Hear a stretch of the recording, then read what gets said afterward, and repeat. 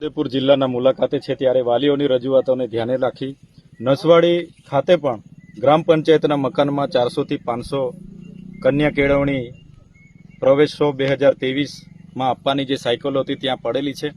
હાલમાં આપણે તમે જોઈ શકો છો આ છોટાઉદેપુર તાલુકાની 800 થી પણ વધારે સાયકલો અહીંયા પડેલી છે। ત્યારે સરકારે સરસ્વતી સાધના અંતર્ગત આદિવાસી દીકરીઓને ઘરેથી આવવા જવામાં અગવડતા ના પડે એના માટે સાયકલની યોજના બનાવી છે, સારી વાત છે। પણ છેલ્લા 2 વર્ષથી દીકરીઓને જાણે સરસ્વતી સાધનાની સાયકલ માટે તપ કરવો પડતો હોય એવું અમને લાગી રહ્યું છે। આજે આ સાયકલો વરસાદની ખુલ્લા પાણીમાં કાટ ખાઈ રહેલી છે। એટલા માટે અમે સરકારને ગંભીરતાથી કહીએ છીએ કે સરકાર આમાં તાત્કાલિક ધોરણે રિપોર્ટ માંગે અને જે તે જિલ્લામાં આવી રીતના સાયકલો પડી હોય ત્યાંના આદિજાતિ મદદનીશ કમિશનર પ્રાયોજના વહીવટદારને તાત્કાલિક ધોરણે સૂચના આપે અને તમામ દીકરીઓને ફરી એકવાર ચેક કરી લે। કોઈ સાયકલ ડેમેજ થઈ હોય તો એને બદલીને પણ તમામ દીકરીઓને સાયકલો સમયાનુસાર મળે એવા અમે વિનંતી કરીએ છીએ। સાથે સાથે આમાં ઘોર બેદરકારી અને કન્યા કેળવણીની મોટી મોટી વાતો કરવામાં આવે છે। બળેગા ઇન્ડિયાની વાતો કરવામાં આવે છે। બેટી બચાવો બેટી પઢાઓની વાતો કરવામાં આવે છે। ત્યારે દીકરીઓ સાથે કેમ અન્યાય કરવામાં આવે છે એ અમારો સવાલ છે। આદિવાસી વિસ્તારોમાં આટલું મોટું બજેટ હોવા છતાં અમારી દીકરીઓ સાથે આવી અન્યાય અધિકારીઓ અને સરકારના નેતાઓ કરશે તો આવનાર દિવસોમાં હું માનું છું એ બાબતની લડતને લઈને અમારે સરકાર સામે ઉતરવું પડશે।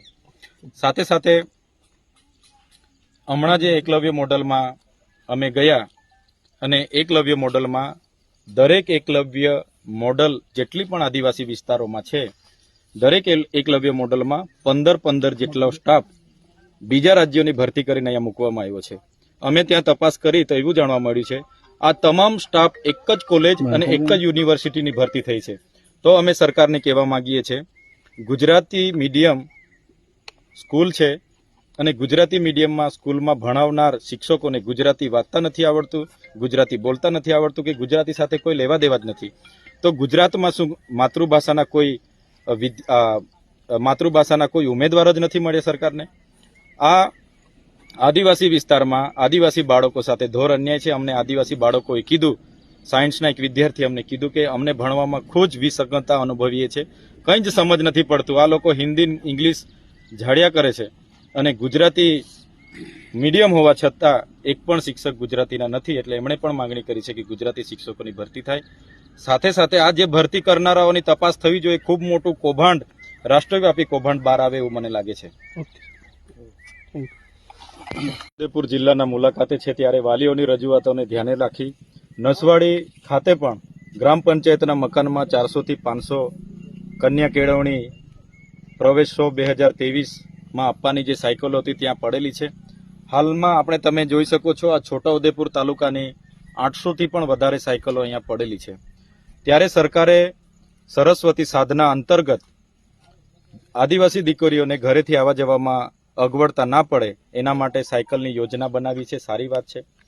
પણ છેલ્લા 2 વર્ષથી દીકરીઓને જાણે સરસ્વતી સાધનાની સાયકલ માટે તપ કરવો પડતો હોય એવું અમને લાગી રહ્યું છે। આજે આ સાયકલો વરસાદની ખુલ્લા પાણીમાં કાટ ખાઈ રહેલી છે। એટલા માટે અમે સરકારને ગંભીરતાથી કહીએ છીએ કે સરકાર આમાં તાત્કાલિક ધોરણે રિપોર્ટ માંગે અને જે તે જિલ્લામાં આવી રીતના સાયકલો પડી હોય ત્યાંના આદિજાતિ મદદનીશ કમિશનર પ્રાયોજના વહીવટદારને તાત્કાલિક ધોરણે સૂચના આપે અને તમામ દીકરીઓને ફરી એકવાર ચેક કરી લે। કોઈ સાયકલ ડેમેજ થઈ હોય તો એને બદલીને પણ તમામ દીકરીઓને સાયકલો સમયાનુસાર મળે એવા અમે વિનંતી કરીએ છીએ। સાથે સાથે આમાં ઘોર બેદરકારી અને કન્યા કેળવણીની મોટી મોટી વાતો કરવામાં આવે છે। બળેગા ઇન્ડિયાની વાતો કરવામાં આવે છે। બેટી બચાવો બેટી પઢાઓની વાતો કરવામાં આવે છે। ત્યારે દીકરીઓ સાથે કેમ અન્યાય કરવામાં આવે છે એ અમારો સવાલ છે।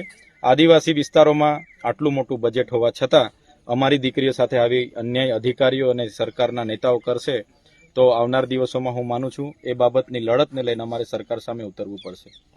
સાથે સાથે હમણાં જે એકલવ્ય મોડલમાં અમે ગયા અને એકલવ્ય મોડલમાં દરેક એકલવ્ય મોડલ જેટલી પણ આદિવાસી વિસ્તારોમાં છે દરેક એકલવ્ય મોડલમાં 15 જેટલો સ્ટાફ બીજા રાજ્યોની ભરતી કરીને અહીંયા મૂકવામાં આવ્યો છે. અમે ત્યાં તપાસ કરી તો એવું જાણવા મળ્યું છે આ તમામ સ્ટાફ એક જ કોલેજ અને એક જ યુનિવર્સિટીની ભરતી થઈ છે.